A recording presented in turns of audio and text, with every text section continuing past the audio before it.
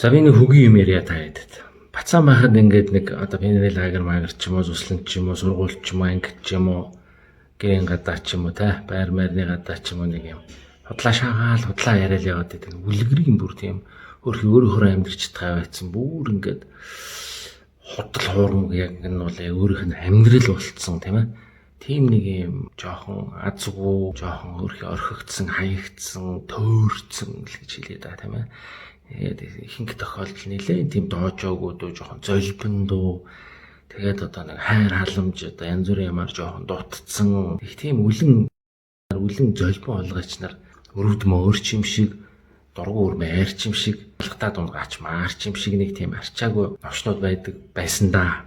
Болгон одоо тийм хүмүүстэй таарч лээсэн баг. Тэгээд тэд нар болохоор ингээд бүр тэр худлаа ярьж байгаа, хуурамч байгаа, худлаа амьдарж байгаа одоо дүр хэсэгж байгаа тэр зохиож байгаа юмдаа бүр ингээд гүн итгэл үнэмшил суудсан байнга одоо тийм байдаг.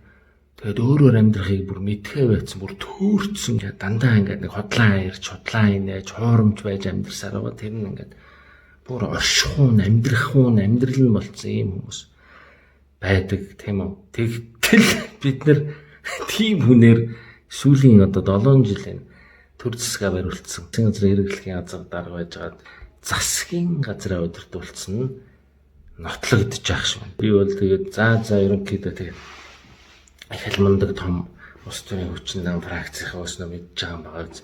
Улс орныг ингээд хөгжүүлж авч явдаг юм байлгүй дээ.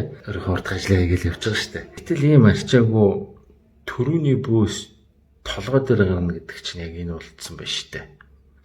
Би ч яг тэгж бодож ирсэн. Тэгээд нэг олон юм одоо янз бүрээ яхан буйнаар бол гэвжсэн чи өнөөдрийн үйл явдлуудын нэг нотлоод ах шиг байх юм. За хүний өмнөөс ичих шиг муухай юм байдаг юм байна. Ямар муухай худлаа ярьд юм бэ. Тэгээд тэр одоо нүүрний мемикийн биеийн хилэмж, боловсрал, ёс зүй одоо ёс суртахууны хэм хэмжээ бол арайлтын дүү заван байна. За хамгийн аим би бол үзэж чадахгүй байна. Хамгийн аимшиг хамгийн амар юм тэр хятад улсын тэтгүүлчид өгж байгаа ярилцлага нь ямар амар юм бэ. Төрийн телевизэнд байлгүй хятад улсын. Нөгөө сэтгүүлч нь бүр ингээд байд сууха мэдхээ байгаад ингээд нэг толгой тохиол нэг бүр нэг инээмэр айдаал инээч чадахгүй тийм болтол нь тийм нэг мангар юм ярьсан байх юм. Тэр нүүрний хувьд ямар тэнэг юм юу яриад байгаа юм бэ. Тэгэл гаал ингээл юм зохиох гал бодоол. Тэгээд энэ ч нөгөө яг түрүү миний ярьсан байнгын худлаа ярьдаг, байнгын дүр хэсэгдэг.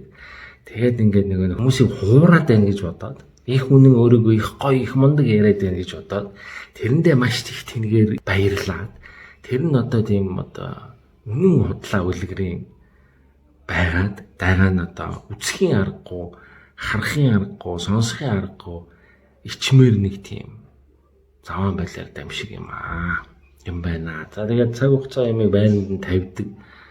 Одоо үннээр бол хүр тэргээр туулааг үүснэ гэдэг нь үнэн байдаг сайхан юм да. Шалтгаан бол надад хамаагүй. Энэ олон янз бүрийн шаарууд, жижиг гарын сайд дарга гишүүн, жижиг гарын төрийн албан агч нар улс төрчгөө бүгд болцгоо. Угаасаа улс төржилтөөс их юм энэ Монгол улсад алга. Наад золбон хогийн улс төржилтөө болчих. Ямар ч нөхцөл байдалд юу ч болж байсан угаасаа энэ Монгол улсад улс төржилт бол ийм хангалттай их байна. Игтнүүхээс биш эзээч дутаагүй. Угаасаа ингээд байнгын байжлаа. Тийм үү? Олон жилийн юм явлаа. Одоо наад улс төржилтөө зүгээр болчих. Бүх тохиолдолд ингээд нэг новшин улс төржилт нь ингээд явж байна. За тэрийг хаяа. Гол нь хулгай бол хулгай. Худал бол худал. Заавал хариуцлага тооцох хэрэгтэй. Дахиад нэг юм хэлэхэд тэр оюун эрдэнэ гэдэг хүнээс одоо хүн юм асуухаар шал өөр юм яриа шаачих. Одоо би тэр нэг хурал дээр би нэг хальт малт янз янзын бичлэг үзлээ. Тэр Баярмаа гэдэг гишүүн яг яагаад ингээд одоо нүүрсний гэрээ хамтхан хийсэн юм бэ? Яагаад энэ чинь юм тийм юм бэ гэсэн чинь юу гэсэн бэ? Тэгвэл оруулж ирээд одоо цуцлаа хийчихэл та. Би ерөөсөө хамгаалаагүй ш. Энэ ямар новшийн лалрын урагч хөгийн гүсгийн аймхаа золбон одоо нөгөө усан онгоцсон дээр байгаа ахмад усан онгоцсон живэд эхэлсэн чинь бүх хүмүүсээ хаяад хамгийн түрүүнд өөрөө завин дээр суугаад явж байгаатай адилхан яг тийм зан гаргаж. Юу гэсэн үг өөрийнхөө засгийн газар өөрийнхөө хийсэн гэрээг одоо оруулж ирээд цуслаач. Яана станаараа би л амьд үлдчихвэл энэ улс орон тэр хүүхдүүдийн ирээдүй өчнөө тэр хохирсон байж болцсохгүй хэдэн тэрбум доллар малрын асуудал маань сонирн биш үү?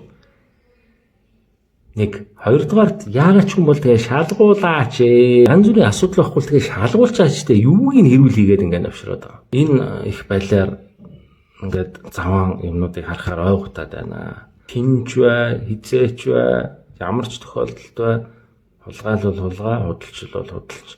Адгийн шаар авилгач бол адгийн шаар авилгач.